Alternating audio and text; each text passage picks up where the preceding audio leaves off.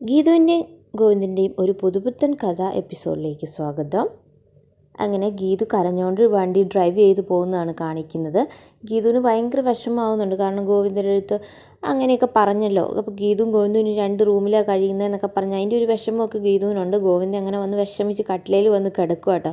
അതേസമയം ഗോവിന്ദൻ ഇങ്ങനെ കിടക്കുമ്പോൾ എഴുതി വെച്ചേക്കുന്നതാണ് റൂമിൻ്റെ അവിടെ വാഷ്റൂം എന്നും പറഞ്ഞേ. അപ്പോഴത്തേക്കും ഗോവിന്ദു വിചാരിക്കും ഇവളെന്തോ എഴുതി വെച്ചിരിക്കുന്നത് വാഷ്റൂമോ, അതെന്താ വാഷ്റൂമാണെന്ന് ഇവർക്ക് അറിയത്തില്ലേ എന്നൊക്കെ പറഞ്ഞ് ഇങ്ങനെ കാണിക്കുന്നതാണ്.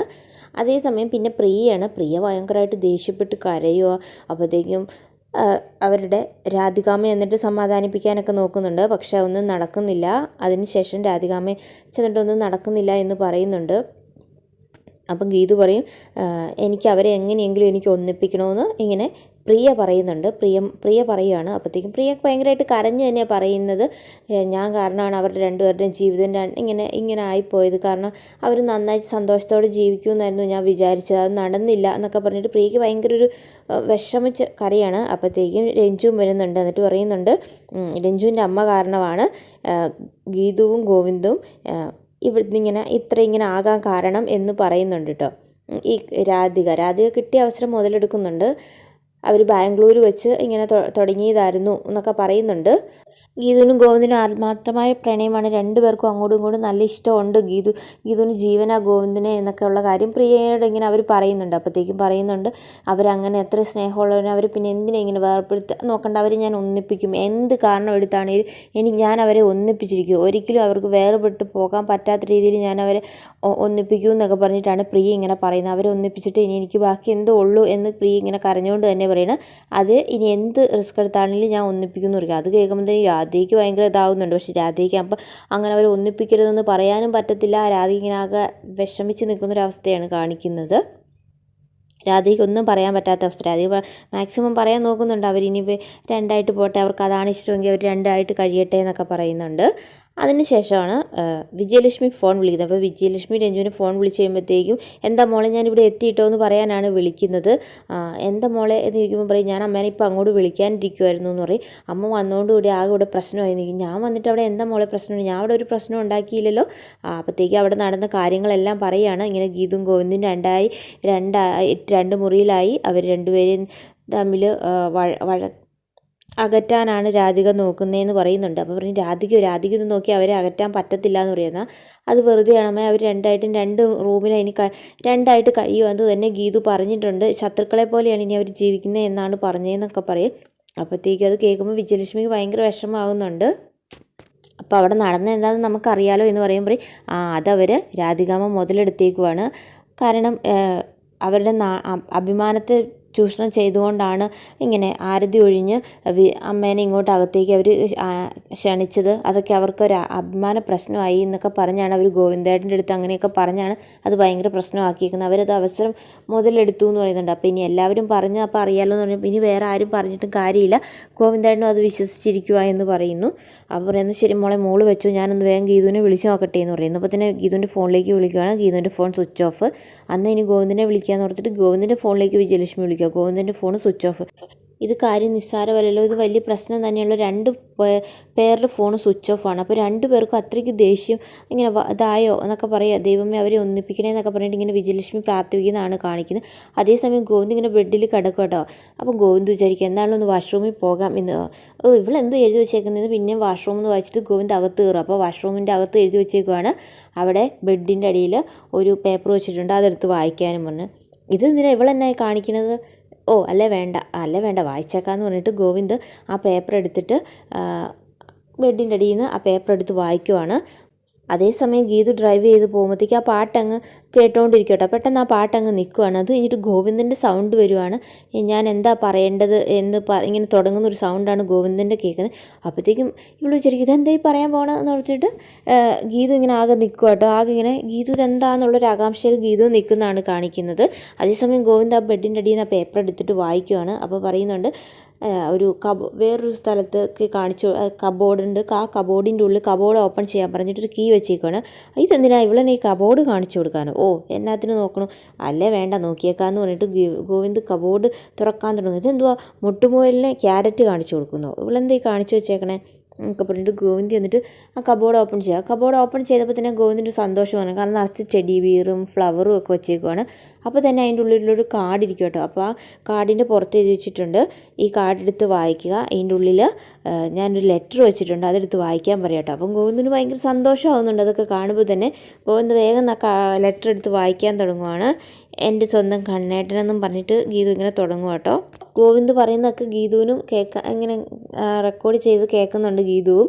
അന്നേരം ഇപ്പോൾ പറയുന്നുണ്ട്, ഞാൻ എൻ്റെ പ്രണയം നിൻ്റെ അടുത്ത് എങ്ങനെ പറയണമെന്ന് എനിക്കറിയില്ല, നീ അതിനിപ്പോൾ എങ്ങനെ സ്വീകരിക്കുമെന്ന് എനിക്കറിയില്ല, അതുകൊണ്ടാണ് ഞാനിങ്ങനെ പറയാതിരുന്നതും, ഞാനത് പറയാൻ തന്നെ വിചാരിച്ചിരുന്ന കാര്യമാണ്, അപ്പോൾ നീ അതിനെ എങ്ങനെ എടുക്കുമെന്ന് എനിക്കറിയില്ല എന്നൊക്കെ പറഞ്ഞാൽ ഗോവിന്ദ് പറയുന്നത്.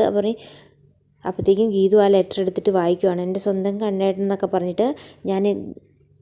അപ്പം ഗീതു എഴുതിയ ലെറ്ററാണ് ഗോവിന്ദ് എടുത്ത് വായിക്കുന്നത്. എന്നിട്ട് പറയും, ഇത് നമ്മുടെ രണ്ടുപേരുടെയും കുടുംബ പ്രശ്നം, ഒരു വലിയ പ്രശ്നമായിരുന്നു, അതുകൊണ്ട് തന്നെയാണ് എനിക്ക് ഗോവിന്ദേട്ടനോട്, എൻ്റെ അച്ഛൻ കാരണം ഗോവിന്ദേട്ടൻ്റെ അച്ഛൻ്റെ കുടുംബം തകർന്നല്ലോ, അത് എനിക്കൊരു വലിയ പ്രശ്നം തന്നെയായിരുന്നു. പക്ഷേ അപ്പോൾ എനിക്ക് ഗോവിന്ദനോട് ഒരു ഇഷ്ടം ഉണ്ടായിരുന്നു, പക്ഷേ അത് ഇങ്ങനെ വിചാരിക്കുന്ന പോലെ ഒരു അനുകമ്പ അങ്ങനെയൊന്നും അല്ല, ഒരു പ്രണയം തന്നെ ആയിരുന്നു എന്നൊക്കെ പറഞ്ഞിട്ടാണ് ഗീതു തുടങ്ങുന്നത്. എന്നിട്ട് പറയും, എനിക്ക് ഗോവിന്ദേട്ടനോട് പ്രണയമായിരുന്നു, അതോ ആരാധനയായിരുന്നു എനിക്കറിയില്ല, പക്ഷേ ഗോവിന്ദേട്ടൻ എന്നെ നല്ല രീതിയിൽ സപ്പോർട്ട് ചെയ്തു. ആ ബാംഗ്ലൂർ ഞാൻ ഒറ്റപ്പെട്ട് നിന്ന സമയത്ത് വരികയാണെങ്കിൽ ഗോവിന്ദേട്ടൻ്റെ സപ്പോർട്ട് കൊണ്ടാണ് ഞാൻ അവിടുന്ന് തിരിച്ചു വന്ന് എൻ്റെ ജീവിതത്തിലേക്കാണ് വന്നത് എന്നൊക്കെ പറയുന്നുണ്ട് ഗീതു.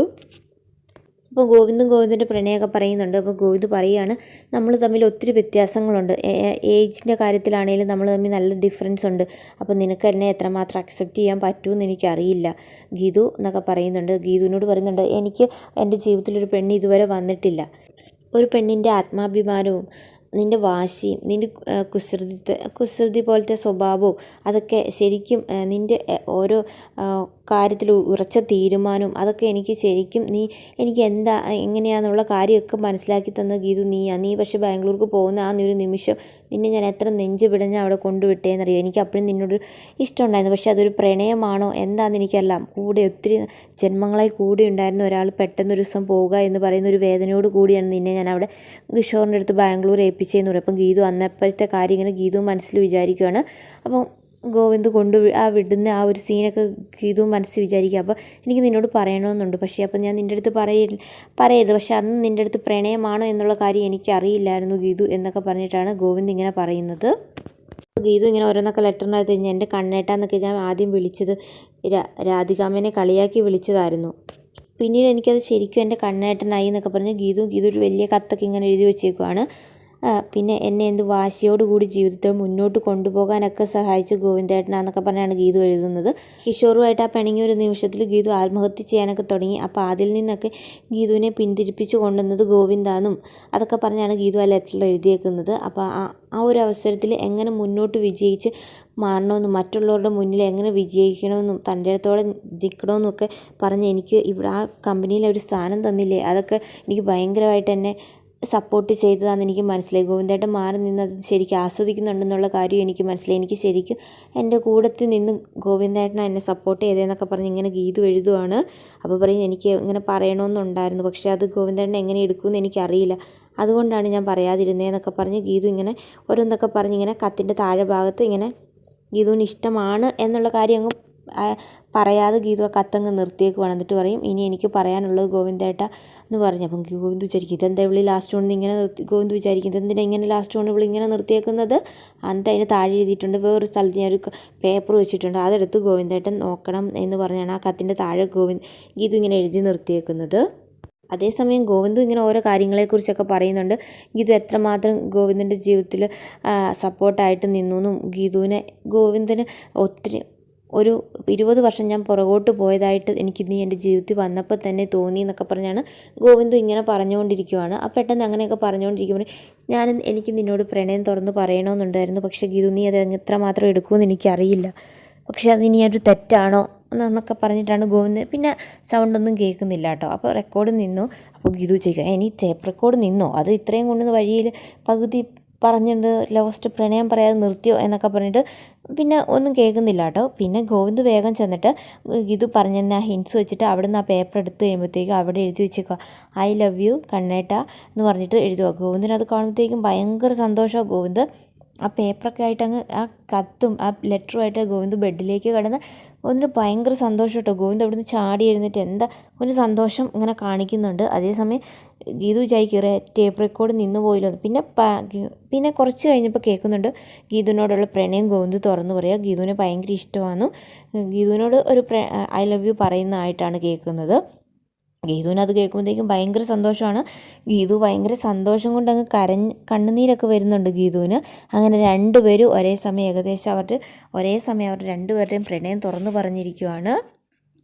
മുന്നേ ഗോവിന്ദ് റെക്കോർഡിൽ പറയുന്നുണ്ട്, നീ എനിക്ക് ആരായിരുന്നു ഗീതു, നീ ഞാനും തമ്മിൽ എന്താ ബന്ധം, ഇങ്ങനെ ഒരു പ്രണയമുണ്ടോ എന്നൊക്കെ ചോദിക്കുമ്പോൾ ഗീതു പറയുന്നുണ്ട്, ഇതിനുള്ള മറുപടി ഞാൻ അവിടെ കബോർഡിൽ വെച്ചിട്ടുണ്ട് കണ്ണേട്ടാ എന്ന് ഗീതു ആ റെക്കോർഡ് ഇങ്ങനെ കേട്ടുകൊണ്ടിരിക്കുമ്പോൾ പറയുന്നുണ്ട്. അങ്ങനെ ഗീതുവും ഗോവിന്ദും കൂടെ ഒന്നിച്ച് അവരുടെ പ്രണയം തുറന്ന് പറഞ്ഞിരിക്കുകയാണ്. അപ്പോൾ ഇന്നത്തെ എപ്പിസോഡ് എന്താണെങ്കിലും ഗീതുവിൻ്റെയും ഗോവിന്ദിൻ്റെ ഒരു പ്രണയം തന്നെയാണ് കാണിക്കുന്നത്. അങ്ങനെ അവരൊത്തിരി നാൾ കാത്തിരുന്ന, അതുപോലെ എല്ലാവരും പ്രേക്ഷകരും കാത്തിരുന്ന ഒരു നല്ലൊരു നിമിഷമാണ് ഇന്നത്തെ എപ്പിസോഡിൽ കാണിക്കുന്നത്. അപ്പോൾ ഇതിൻ്റെ ബാക്കി എപ്പിസോഡുമായിട്ട് നമുക്ക് നാളെ കാണാം. ഓക്കേ.